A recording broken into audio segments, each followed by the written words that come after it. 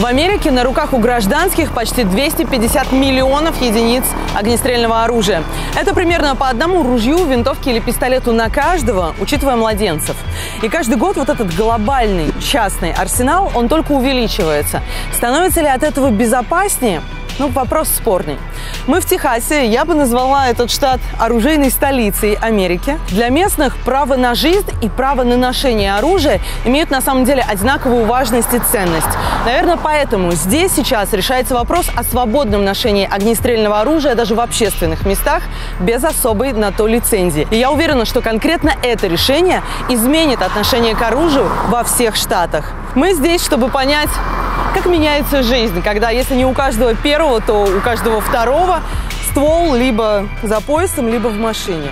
Всем привет, я Алина Полянских, и я впервые попала в среду, где оружие – это норма. Мне, если честно, от этого не по себе, но вокруг хотя бы еще никто не выстрелил.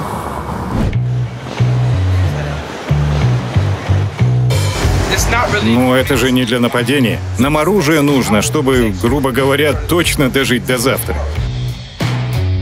Не надо мешать алкоголь с оружием. Это смертельная комбинация. Так я потеряла своего сына. Ну, там очевидные связи с государственными учреждениями. Просто так у людей крышу, как правило, не срывают. Криминал живет по своим законам, и им плевать на государственные, штатные, городские законы. Этот ствол никак не отражается в системе. Он существует, но никто не знает об этом.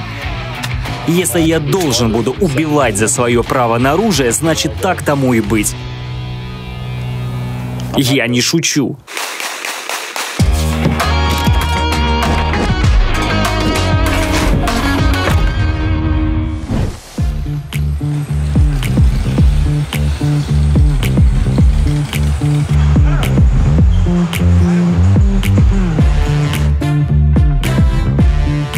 Ты же шутишь, да? Это же не настоящая. Это винтовка. Подожди, и ты просто вот так прогуливаешься с ней по улицам ночью? Хотя, погоди, ну какая ночь? Это вообще еще вечер, 10 часов. Зачем ты это делаешь? Ну, это же не для нападения. Я понимаю, что кто-то использует оружие для насилия. Тот же расстрел, что случился вчера в Калифорнии. Когда что-то такое случается, вопрос не в оружии, а в человеке. Чернокожим реально важно иметь оружие. Мы в этой стране под постоянной атакой. Нам оружие нужно, чтобы, грубо говоря, точно дожить до завтра. Кори, 20 лет, студент Академии права, мечтает стать офицером полиции. Вечерами прогуливается по улице с винтовкой наперевес. Местные полицейские его инициативу одобряют. Кори что-то вроде дружинника 21 века в Далласе. А ты знаешь, сколько масс-шутингов случилось с начала этого года в Штатах? Ну, пара сотен точно. Ну да, 230 на сегодняшний день только. Масс-шутингом или массовым расстрелом считается вооруженное нападение, в ходе которого погибло от 4 и более человек, не считая самого стрелка. Статистику масс-шутингов в Америке ведут с 2014 года, и максимальное число поразило страну в прошлом 2020 году – 610 случаев. В 2019 произошло 417 расстрелов и 337 в 2018. То есть последние 4 года происходит почти по одному массовому расстрелу в день. 2021 год рискует стать рекордным. С января по июнь уже произошло 270 массовых расстрелов. С учетом, что обычно шутинги случаются во второй половине года, Штаты вполне могут побить антирекорд 2020-го. Приходилось ли мне по назначению применять оружие? Да, один раз. Мне было 16 тогда. О, молодец, чувак. Подождите, вы это поддерживаете? Конечно, абсолютно. А у вас у самих-то есть оружие? Нет на мне ничего. А зачем? У нас же есть он. И мне тогда точно из такой же винтовки пришлось выстрелить. Когда мне было 16, в наш дом залезли, и мне пришлось схватиться за оружие. Никого даже не ранил, но спугнул. А если бы не было оружия дома? Я тебе говорю, никогда не знаешь, что случится и как та же винтовка может пригодиться. Так что по закону у каждого может быть и должно быть оружие. Вопрос, как им распоряжаться. Ну, гуляю я с винтовкой, но я же не держу ее как-то угрожающе. У меня руки не на курке, значит, я не представляю угрозы. Полицейские меня уже знают, проезжают мимо, приветствуют. Все ок. Пока я в телефоне, пока я не угрожаю никому стволом, все в порядке. Все в безопасности.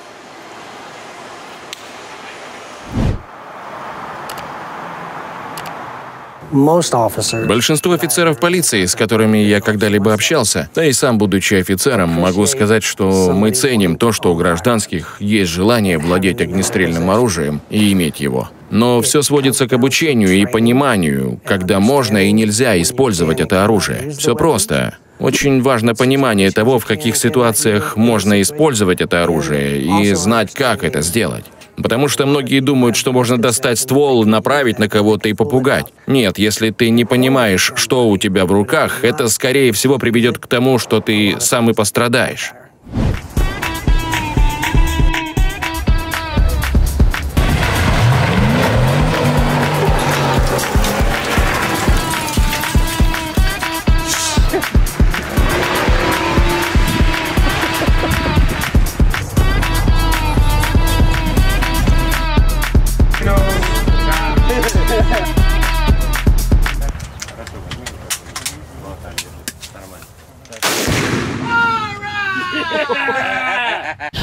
Патрик, сколько у тебя всего единиц оружия? Ну вот это моя винтовка, там в машине еще несколько, а вот это вот все моего товарища Ильи. О, вау, неплохая коллекция, ребят. А ты же родился и вырос в Техасе, верно? А каково это жить здесь? Я люблю это все. Я люблю Техас. Я в первую очередь техасец, а уже потом американец. За Техас я готов умереть. Америка пусть сама решает свои вопросы. Патрик Салливан, 37 лет, владелец небольшой электротехнической компании. В свободное время любит поохотиться и пострелять для души. Короче, эта игра называется «Полицейский участок». Перестаньте сопротивляться!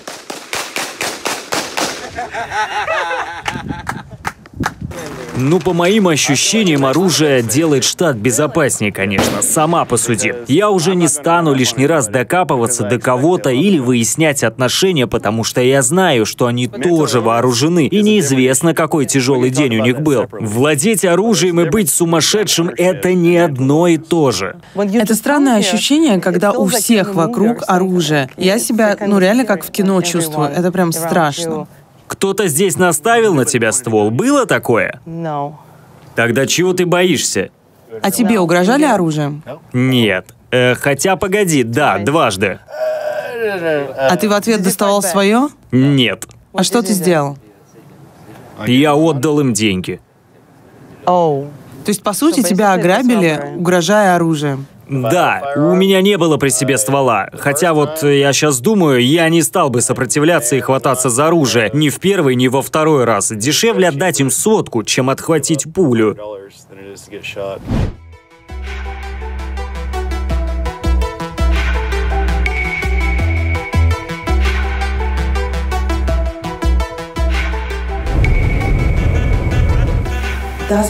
Оружие делает улицы безопаснее? Это зависит от ситуации. Вот вам для примера. В Чикаго, в Вашингтоне и в округе Колумбия действуют одни из самых строгих законов о контроле над оружием. И у них в итоге самый высокий уровень насилия с применением огнестрельного оружия среди всех городов США. Кевин Лоуренс, бывший полицейский, руководитель крупнейшей техасской муниципальной полицейской организации. TMPA занимаются защитой прав полицейских всего штата. Так что общая безопасность в городах регулируется не только законами, ограничениями и другими правовыми нормами. В том же Айдахо, например, самые простые законы относительно оружия. Ты можешь носить его при себе где угодно, и при этом у них один из самых низких уровней преступности в стране. Так что нельзя просто сказать, что ограничения делают улицы безопаснее. Скорее наоборот. То есть одно дело, когда тебе говорят, в Америке там чуть ли не каждый второй имеет оружие, носит оружие. Когда ты этого не видишь, когда ты живешь в штате, где этого нет, тебе это кажется какой-то фантастикой вообще. А когда ты приезжаешь, и ты понимаешь, что здесь у каждого...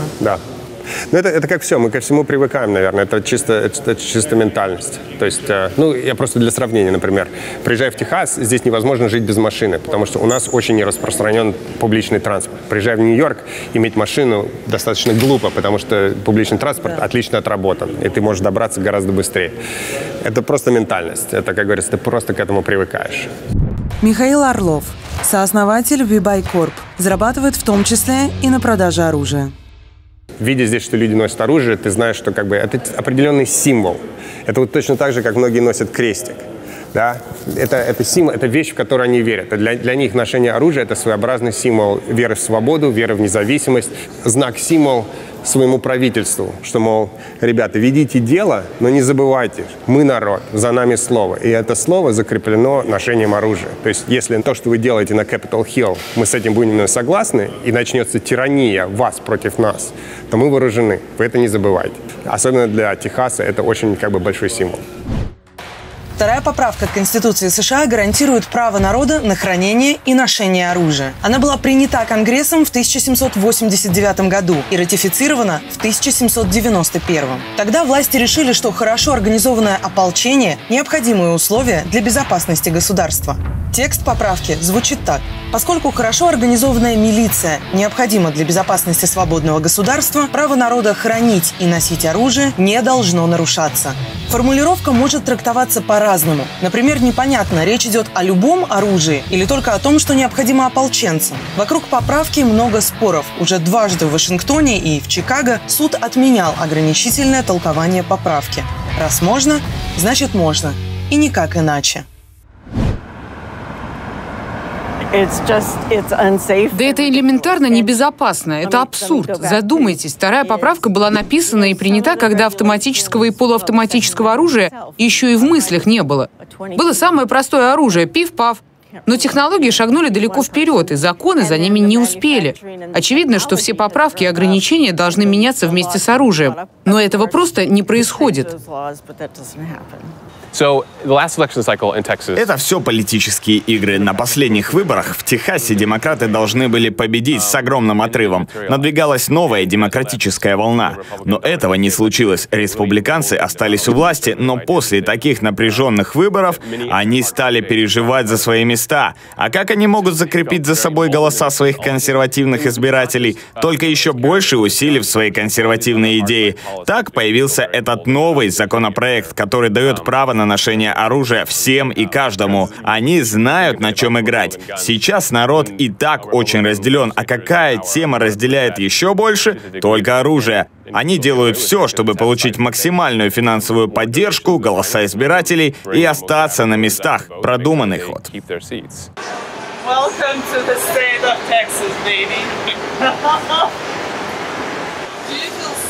А ты чувствуешь себя в опасности или наоборот защищенным? Мне не страшно. Я, наоборот, как-то воодушевляюсь тем, что можно вот так вот все законно делать. Кстати, Кори, а лицензию нужно получать, чтобы носить винтовку вот так на себе? Мне не нужна лицензия. Для покупки оружия лицензия действительно не нужна. Но для ношения краткоствольного оружия необходимо получить лицензию. Это значит, что необходимо пройти минимальную подготовку и сдать экзамен. Правда, скоро, согласно новому закону, обязательное лицензирование отменят, и носить оружие можно будет без лицензии и без тренировки. У нас есть специальные классы для подготовки к экзамену на лицензию. Это 8-часовой курс, где 4 часа теории и 4 часа практики в тире. Потом еще нужно сдать экзамен. Это 50 выстрелов с разного расстояния. Плюс этой программы в том, что занятия в классе учат тебя, как обращаться с оружием и как вести себя с ним на улице. Это важно. В итоге ты должен прослушать программу, потом сдать экзамен в тире, и если у тебя чистая история, никакого криминала, то администрация тебе вышлет лицензию на ношение. Сложно пройти этот экзамен, если никогда не стрелял, например? Большинство приходит сюда и думает, что могут пострелять и сразу сдать экзамен и получить лицензию. Это не совсем так. Ты должен понимать, как пользоваться оружием, как заряжать его, должен знать правила безопасности и прочее. Я никогда не стреляла, ну, кроме, наверное, детских пистолетиков, да, с пластиковыми пульками, поэтому берегитесь. Тебе страшно, Лёш? Да. Ну, серьезно. Расслабь локти, прицелься еще раз, замри. Аккуратно и медленно выжимай курок. Жми, жми.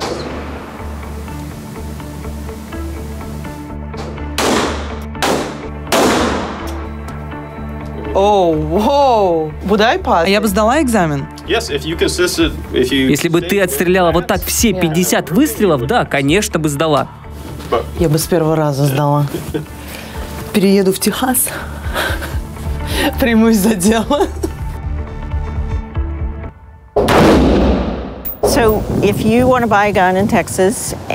Проблема Техаса еще и в том, что если ты хочешь купить оружие, ты можешь пойти в лицензированный магазин, и там тебе не продадут ничего, не проверив твою криминальную историю. А в идеале еще могут спросить лицензию, что означает, что у тебя есть какие-то навыки обращения с оружием.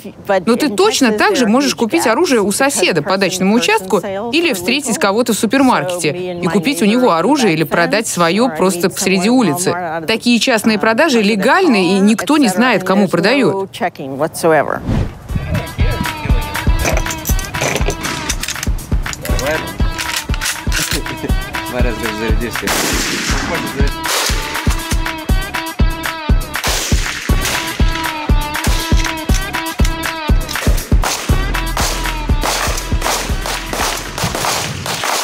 Вот это по-нашему. Вот да.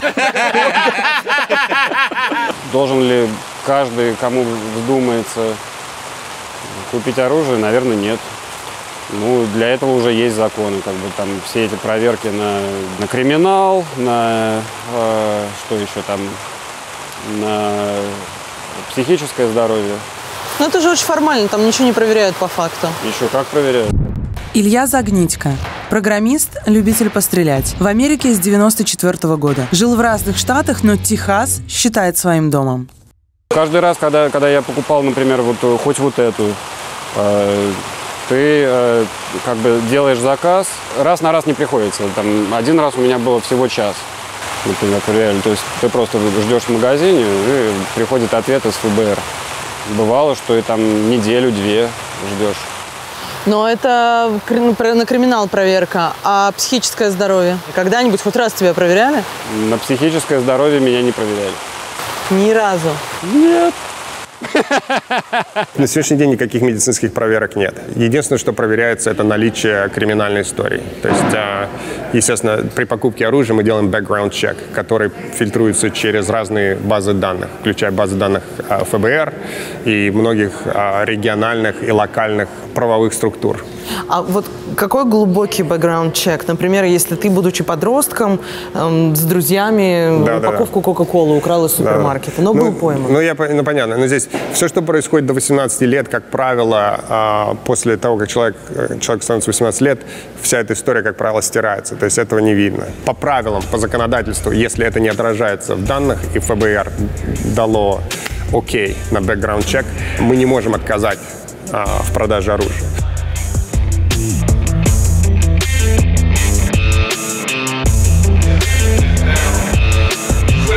Ты можешь купить это с 18 лет. Все очень просто. Приходишь, они смотрят на тебя, проверяют бэкграунд, и если все ок, тебе продают. То есть, если ты больной или что-то не так, тебе не продадут. Сколько у тебя таких винтовок?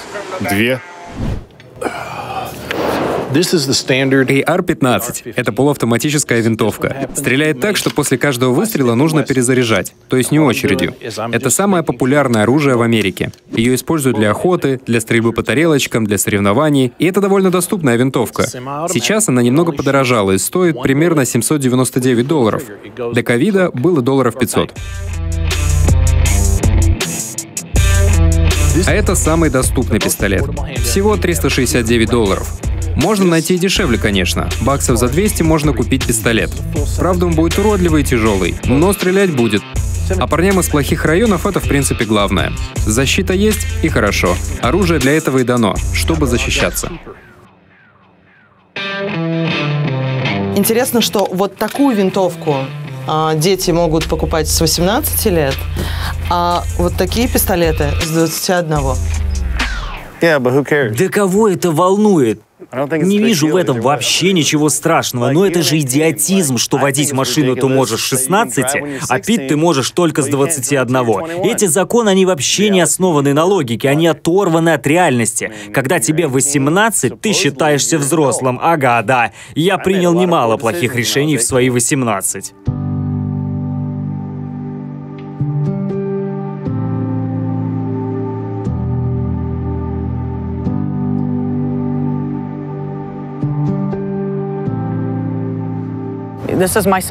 Это мой сын, ему было всего 23 года. В тот вечер он поужинал со своим отцом, потом пошел на концерт какого-то хип-хоп-исполнителя и продолжил веселиться на вечеринке в доме своего друга. Там просто на кофейном столике лежало оружие. Никто даже не знал, заряжено оно или нет. Кто-то из друзей протянул оружие моему сыну, и тот, левша по природе, взял его правой рукой и как-то случайно неудачно нажал на курок и выстрелил в себя. Так я потеряла своего сына.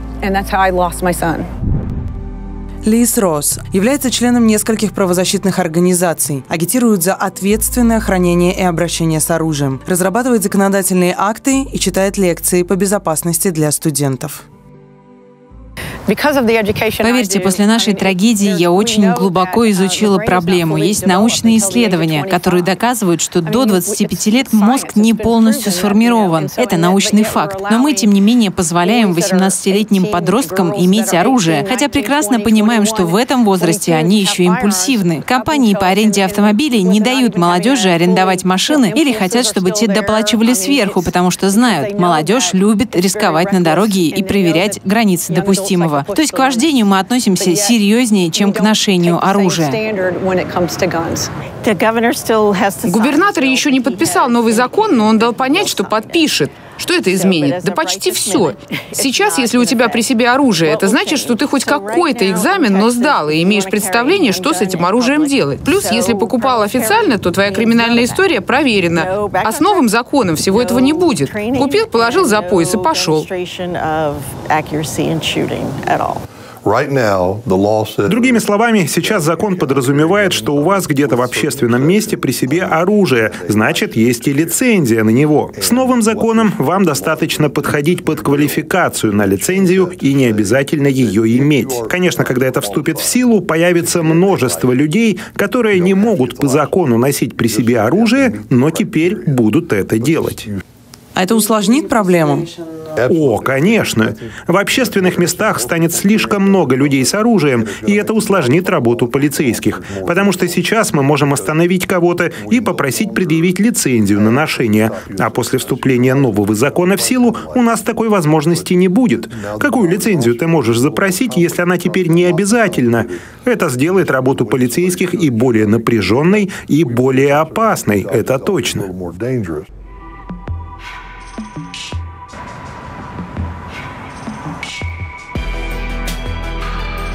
Кому из них вы бы согласились продать оружие? Кто вызывает больше доверия? Ой, они все такие молодые, дети же совсем. Ну, винтовку-то можно купить и в 18 лет. Ну вот этот как-то посерьезнее выглядит, постарше хотя бы.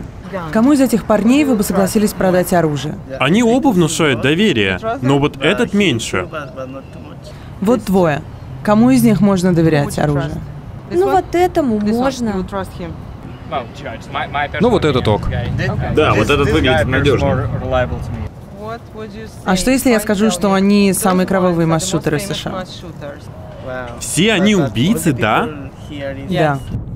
Я распечатала снимки самых жестоких масс-шутеров Америки. В разные годы они убили десятки взрослых и детей. Стивен Пэддок открыл стрельбу по толпе в Лас-Вегасе. 59 погибших и 546 раненых. Амар Матин расстрелял посетителей гей-бара. 49 человек были убиты на месте, 53 ранены. Сам Амар был застрелен при задержании. Чо Сын Хи расстрелял студентов университета, в котором учился. 32 жертвы. Адам Лэнса устроил стрельбу в начальной школе Сэнди Хук. На его счету 26 погибших. Джордж Геннард въехал на пикапе в ресторан, затем открыл огонь по посетителям. Он убил 23 человека и ранил еще 27, после застрелился сам. 11-классники Эрик Харрис и Дилан Клиболт устроили массовое убийство в своей школе. Они убили 13 человек и 23 ранили, после застрелились сами.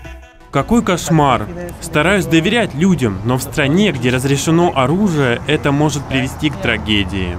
Этот застрелил 12 человек, а второй 26. О, боже. Но я же говорил, что так и будет, что в итоге они все преступники. И вы сделали правильный выбор. Он расстрелял всего 12 человек, в 4 раза меньше второго. О, боже. Там, где кто-то гибнет, наверное, не может даже быть правильного выбора. продавая оружие, я не чувствую, что я как-то способствую распространению той же преступности или так далее. То есть это все равно ответственность каждого индивидуального человека. То есть из серии, если есть желание, то ты можешь найти любой способ в обход оружия.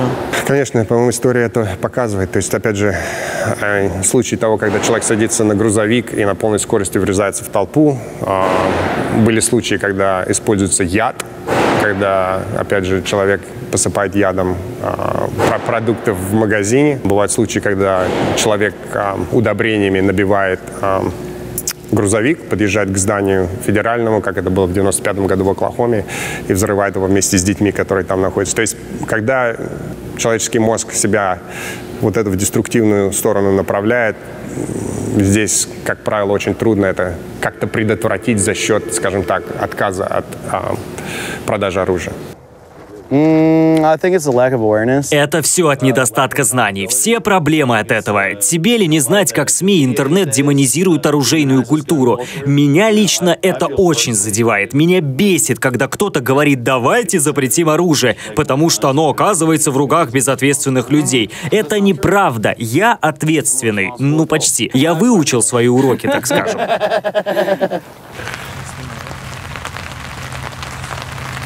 Когда слышишь, что происходят какие-то массовые расстрелы, что чувствуешь?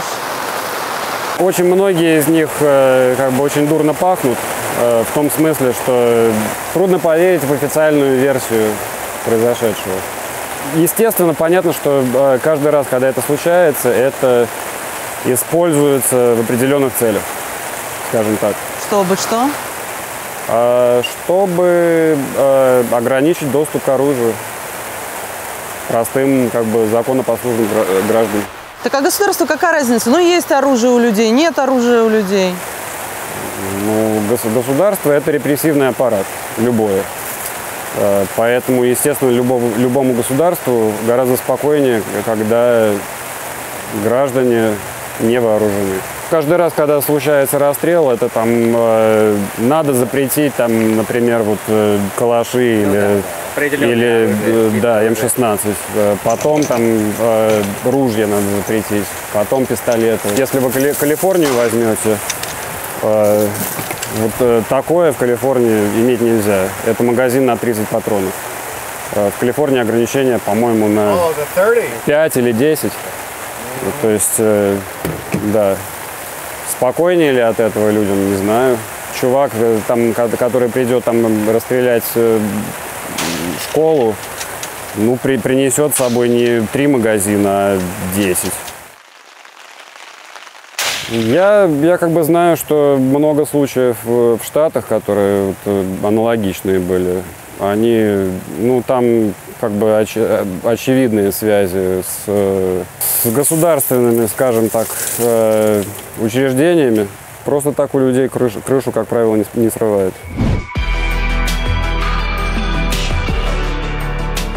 В июле 2016-го в Далласе застрелили 5 полицейских и ранили еще 8. Это случилось во время мирного протеста против полицейской жестокости. Незадолго до этого от рук правоохранителей погибли 2 афроамериканца, и люди вышли протестовать. Тогда эта перестрелка закончилась самыми масштабными потерями среди полицейских со времен трагедии 11 сентября. Кстати, нападавшего ликвидировали, взорвав бомбу на радиоуправляемом роботе. Несмотря на всю эту жестокость, сами правоохранители, во всяком случае в Техасе, поддерживают идею оружия на руках у гражданских.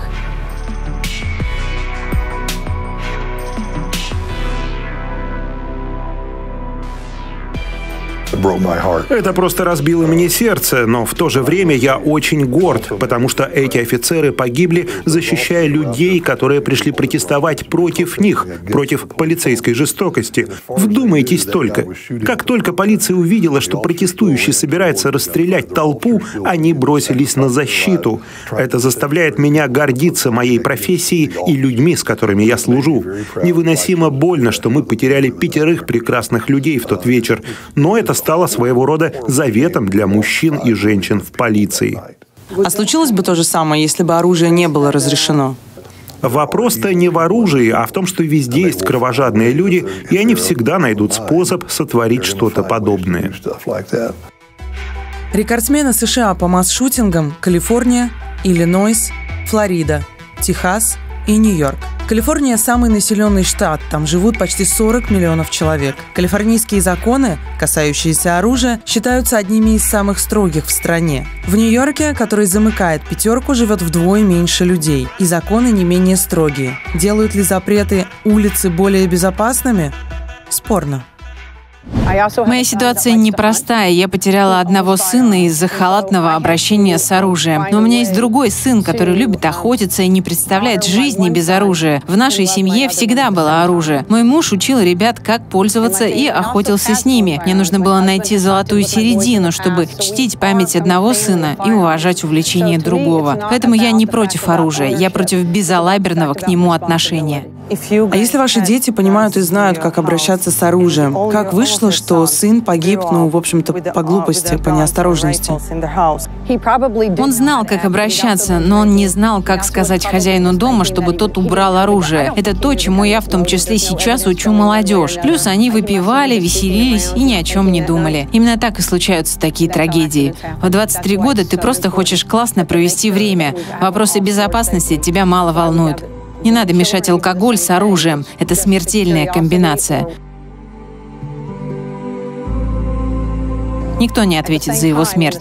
Никаких обвинений, никаких уголовных дел. Я не знаю, почему так. Почему халатность с оружием в Техасе не считается преступлением? И когда я хотела призвать к ответу, мне все только и повторяли: как же так? Как можно причинить еще больше страданий, кто и так стал свидетелем такого ужаса?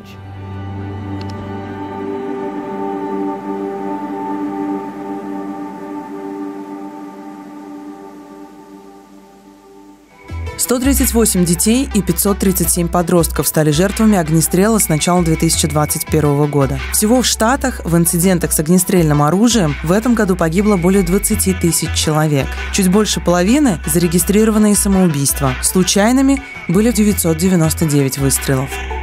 На самом деле, говоря об оружии, условиях его получения, лицензирования и прочих условностях, нужно еще понимать, что в Америке есть так называемые ghost guns, то есть теневое и незарегистрированное оружие. И дело не в том, что его купили с рук или нашли за углом. Дело в том, что в Штатах ты можешь заказать компоненты огнестрельного оружия онлайн, через интернет, довести его до ума в домашних условиях, где-то подпилить, где-то подточить, собрать у себя дома пистолет, винтовку или ружье, и никто никогда не узнает о существовании этого огнестрельного оружия. Королем, вернее, крестным отцом вот такого теневого оружия считается Коди Уилланс, 33-летний инженер, которого не раз называли одним из самых опасных людей на Земле и в интернете. А сейчас здесь, в Остине, он вместе с друзьями основал компанию и производит 3D-принтеры для домашней печати огнестрельного оружия, винтовок и автоматов.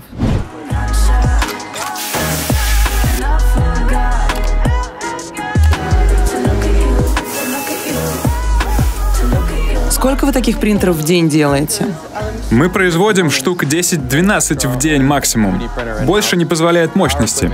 В каждой машине порядка 80 компонентов. Это очень сложный процесс.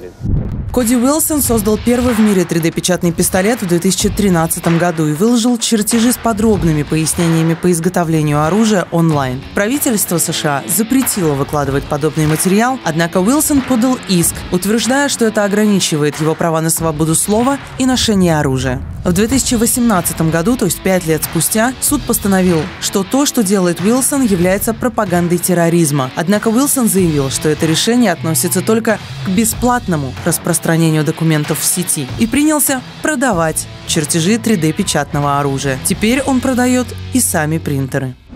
И вы распродаете все моментально. О чем ты? У нас лист ожидания на эти машины. Вау, а как долго придется ждать? Месяцев 6-8 придется. Спрос в разы превышает наши возможности.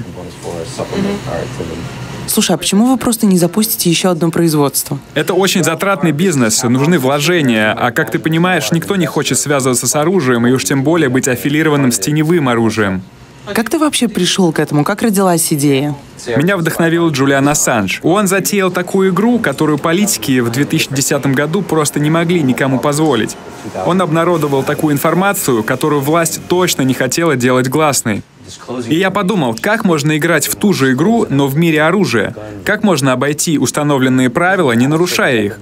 Так и появилась идея просто дать людям свободный доступ к знанию, научить их делать оружие самостоятельно. А сейчас у тебя склад с машинами, на которых можно напечатать столько оружия, сколько вздумается. Вау. Ну да, вот эта машина. Вернее, это еще не закончено, но суть ясна. Вот на ней можно из металлических или пластиковых компонентов сделать основные составляющие винтовки или автомата. Я правильно понимаю, что вот это оригинальный автомат АК-47. АК-47, сделанный в России. Ижевск, Россия. Я горда. Ижевск, И на этой машине мы можем создать точно такой же в домашних условиях. И никто никогда не узнает, что у меня есть оружие. Да, суть в том, что в Америке только одна часть оружия подлежит обязательной регистрации. Все остальные части ты можешь спокойно купить онлайн. Главное — самостоятельно сделать дома то, на чем должен стоять серийный номер. И все. То есть ты покупаешь одну такую машину и делаешь столько оружия, сколько хочешь. Сколько она? 2000? Да, $2000. И сколько стоят части, вот эти компоненты для доделки оружия? Ну, по-разному. Вот это мы вроде продаем за $59, может, 60. Есть что-то подороже, потому что мы получаем это не напрямую. Опять же, от материала зависит. Можно алюминий взять, можно пластик. В общей сложности, думаю, выйдет не дороже $200. То есть покупаешь вот такую машину, закупаешь компоненты, доделываешь их в этой машине, собираешь, и у тебя готовый автомат. То есть вот этот оригинальный. А где у нас был второй? Я просто хочу показать, что он будет выглядеть точно так же. А вот этот сделан на машине, и вот он точно такой же и точно так же стреляет. Да, все части были куплены онлайн, и основная была сделана на нашей машине. В итоге этот ствол никак не отражается в системе. Он существует, но никто не знает об этом. И внешний вид, и мощность одинаковые. Да, но только это называется оружие-призрак.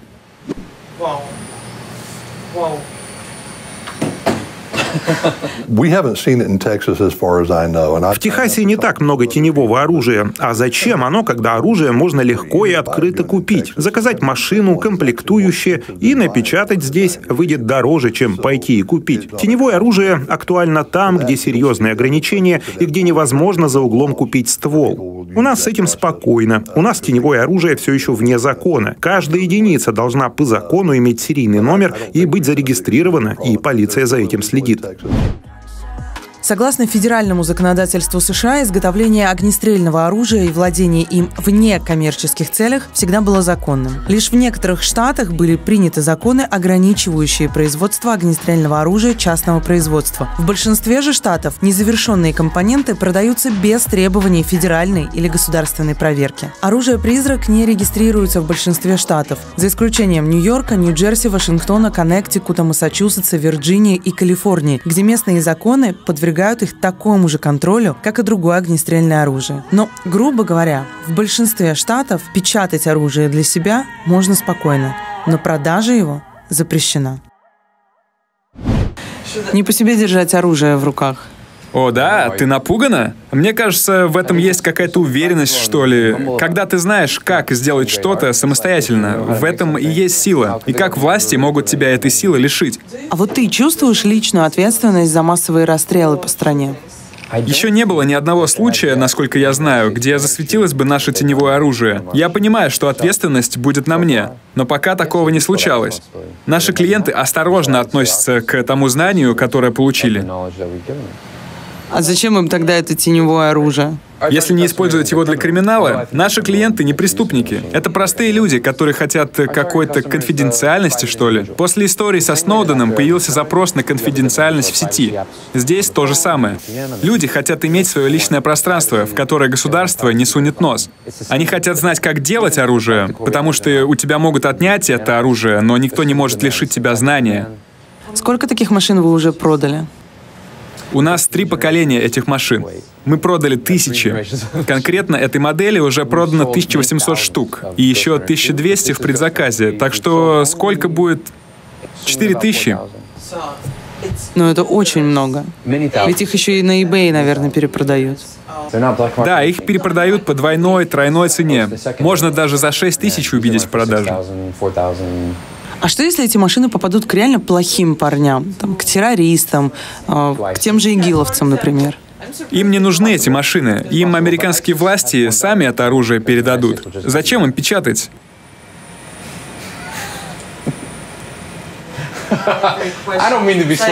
Не то чтобы я самый умный, но это же очевидно. Здесь очень есть интересный философский вопрос. И философский вопрос заключается в следующем. Это взаимоотношение человека и общества. Вот это вот индивидуум и нас, группы индивидуумов как общество.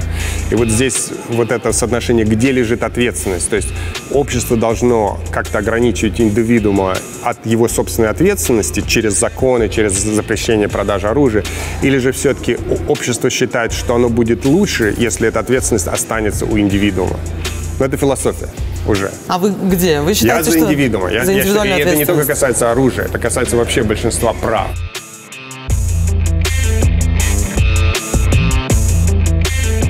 То, что вы видите в этой комнате, это вот, собственно, классика американской семьи, американского наследия. Одной семьи? Техаса. Да, это все одной семьи.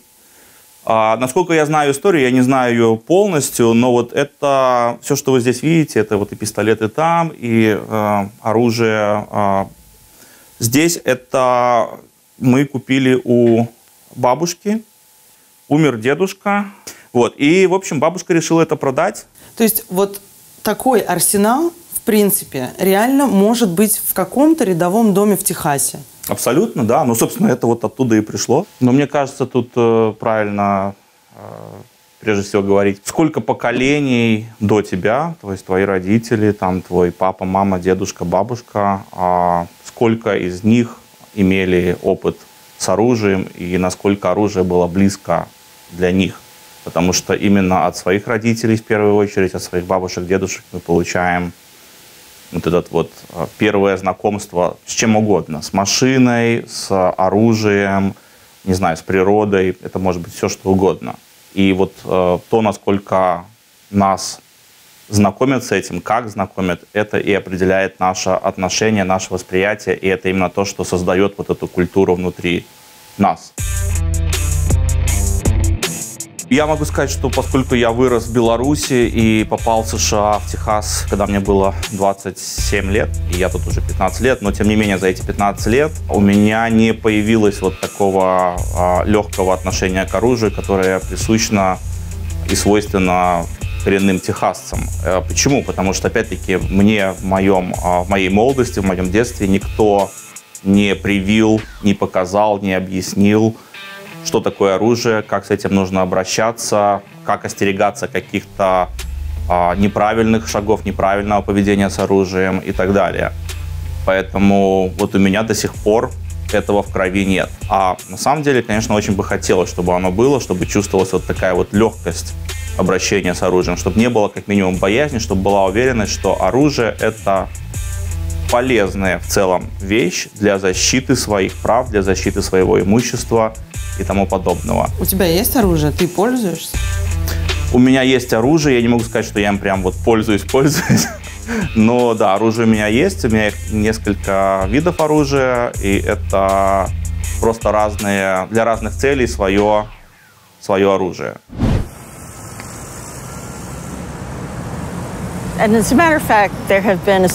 Все не так однозначно в Техасе. Здесь провели исследования, довольно серьезное и продолжительное исследование. И оно несколько раз подряд подтвердило, что большинство не поддерживает свободное ношение оружия. То есть, если бы спросили людей, то, скорее всего, они бы отказались от открытого свободного ношения. Но это политический вопрос. И для тех, кто у власти, разрешить свободное ношение — это серьезный политический шаг. А остальные поддерживают, чтобы не отставать.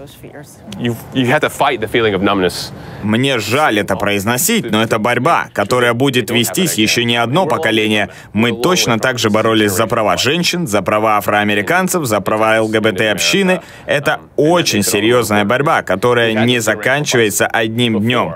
И мы не должны сдаваться, мы должны продолжить гнуть свою линию. Массовые расстрелы — это ведь только верхушка айсберга. Сколько смертей у нас каждый год от огнестрельного оружия? А сколько самоубийств? 2/3 всех самоубийств совершается именно с оружием. Мы должны подойти к вопросу оружия комплексно.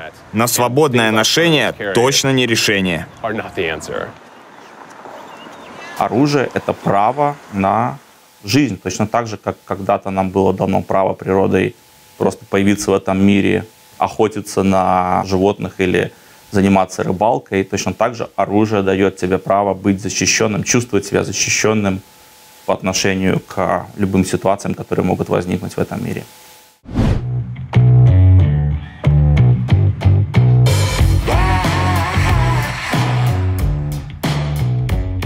А что ты дальше будешь делать? Что если вот эти машины для печати оружия просто признают вне закона? А что здесь может быть вне закона?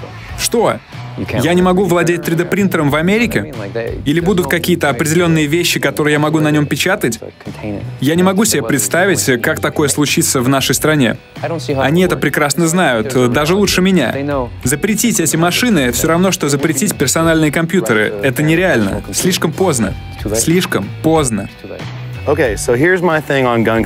Короче, вот что я думаю о контроле за оружием и об ужесточении законов. Только законопослушные будут соблюдать правила и останутся в итоге без оружия. Криминал плевать хотел на ваши законы. Та культура, в которой мы сейчас живем, она уже не сможет существовать без оружия. У криминалов в любом случае оно будет, какие бы законы кто ни создавал. И я не хочу оказаться в мире, где у одних есть оружие, а у других и у меня нет.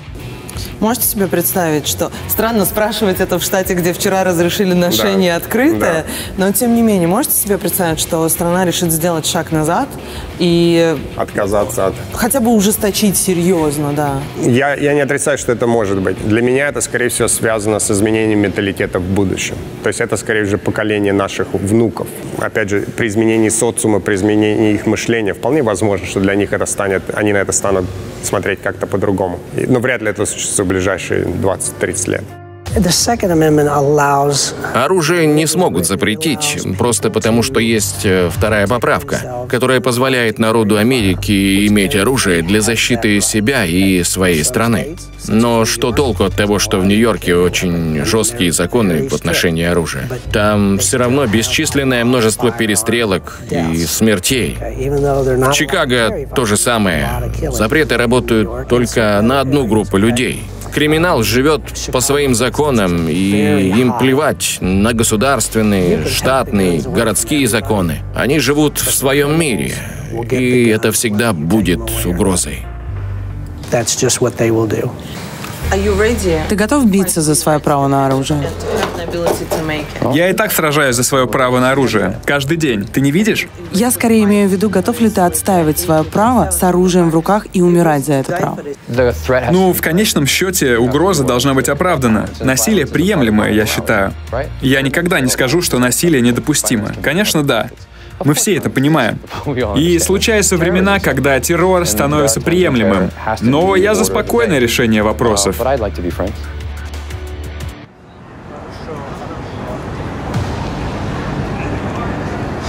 Техас — хранитель второй поправки Конституции. Мы здесь не шутим со своими правами. А ты считаешь, что в этой стране все должны иметь доступ к оружию? Да, все. Особенно, если ты законопослушный гражданин.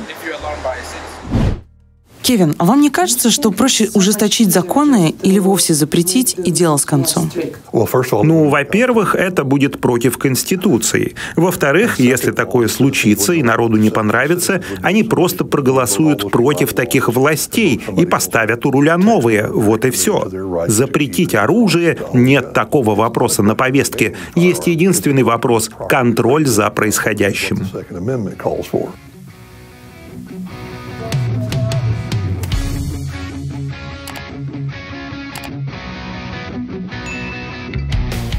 Держу правильно?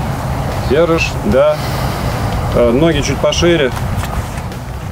Да. И в колено чуть-чуть. Меня снесет? Да, отлично. Затвор вперед и вниз. А смотреть-то как? Одним глазом. А, вот в эту штуку. Все, поближе, поняла. Может быть. У тебя должна картинка полностью заполнять вот этот круг. Разбегайтесь, я готова стрелять. Вау, мне нравится! Что ты говоришь, вот это за оружие? Финская мелкашка Тика. Вот это финская мелкашка Тика. Первое, ты вообще не понимаешь, что ты стреляешь, на самом деле, правда. То есть у нее нет отдачи, она не громкая, она прям вот как игрушка. И второе, вот все эти движения с перезапуском затвора, то, как она выглядит, это все прям тебе хочется.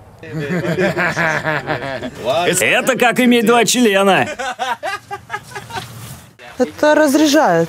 Но серьезно, если без шуток, то мне кажется, это какой-то техасский синдром, потому что если я вчера меня трясло, у меня тряслись руки, потели ладошки от одного вида оружия, то сегодня я, видишь, спокойно беру и стреляю.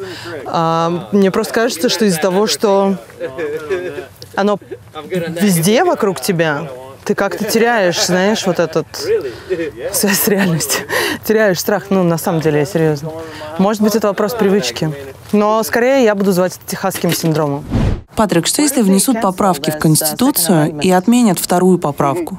Ну, придите и возьмите меня. В Техасе мы говорим «приди и забери». Пусть попробуют, посмотрим, на что они способны. У меня нет детей, и я не женат. Если я должен буду убивать за свое право на оружие, значит, так тому и быть. Я не шучу. Вот как раз это хотела спросить. Вау. А что для тебя оружие? Свобода.